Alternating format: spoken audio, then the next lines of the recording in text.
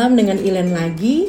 Malam ini Ilen masih akan membagikan satu cerita lagi, yaitu tentang pohon dan akarnya. Ilen gambar ya. Gambarnya sederhana karena Ilen bukan jago gambar. Tapi biar teman-teman lebih mengerti, Ilen bercerita tentang pohon dan akarnya. Oke, ini gambarnya. Ini batangnya dan ini akarnya sampai ke bawah. Oke. Ya. Sebuah pohon bisa bertumbuh besar bukan karena batangnya saja yang kuat, tetapi yang terutama adalah karena akarnya banyak dan kuat. Lalu pohon ini bisa bertumbuh besar dan daunnya banyak. Oke. Apa yang akan terjadi bila pohon ini ditebang? Misalnya saja ditebang di sini. Oh, ini kecil sekali, ditebang di sini. Oke, maka yang terjadi adalah pohon ini kalau udah ditebang berarti hilang daunnya, begitu juga dengan batangnya. Tetapi karena pohon ini masih ada akarnya, meskipun dia telah ditebang, sebuah pohon akan bisa bertumbuh lagi bila dia mendapat air yang cukup dan sinar matahari dan tentu saja sari-sari makanan dari tanah tempat dia tumbuh. Pohon ini akan bisa bertumbuh lagi asal akarnya kuat dan juga hidup ya, dan dia akan bertumbuh kembali menjadi pohon yang besar. Oke, kita hapus dulu. Dan pohon ini akan bertumbuh besar dan daunnya juga banyak. Pohon ini akan bisa bertumbuh karena apa? Karena akarnya masih kuat dan besar. Kalau misalnya akar ini tidak ada, otomatis pohon ini akan mati. Sebesar apapun pohonnya, kalau akarnya kecil dan tidak kuat, maka akan mudah pohon tersebut tumbang dan mati.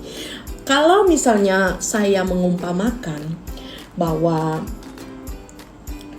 akar ini adalah income kita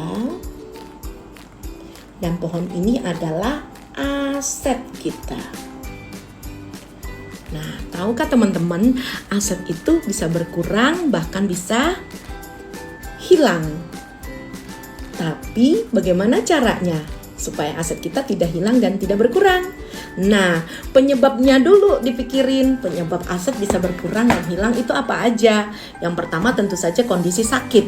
Kondisi sakit itu ada dua macam. Sakit biasa yang tidak menelan biaya banyak atau kondisi kritis. Kita nggak pernah bisa memilih loh, sakitnya yang ringan aja, panuan aja, diare aja, kan nggak bisa. Kalau yang datang kanker, kalau yang datang adalah serangan jantung atau gagal ginjal, maka biaya dibaliknya akan menjadi lebih besar.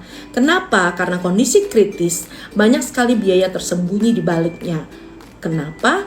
Karena orang yang sudah terdeteksi kondisi kritis biasanya tidak mampu lagi mencari nafkah atau memberi income kepada keluarganya.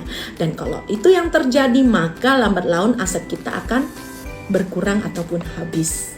Apalagi kalau tidak punya cadangan dana yang cukup untuk biaya hidup ke depannya. Penyebab kedua, aset kita bisa berkurang ataupun hilang adalah kondisi ketika terjadi cacat tetap dan total. Kenapa? Karena orang yang cacat tetap dan total tidak bisa lagi memberi nafkah.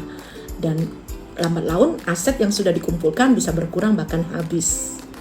Kalau yang ketiga ini adalah meninggal dini, yaitu terlalu cepat dipanggil yang kuasa. Kalau sudah meninggal dini, sedangkan belum punya cadangan dana yang cukup buat keluarga, bagaimana biaya hidup keluarga?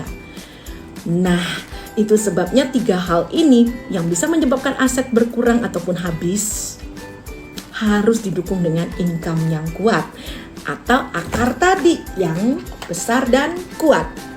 Income yang besar dan kuat bisa diperoleh dari perencanaan keuangan yang baik sejak muda, yaitu ketika kita masih sehat, berpenghasilan, dan mampu merencanakannya dengan baik.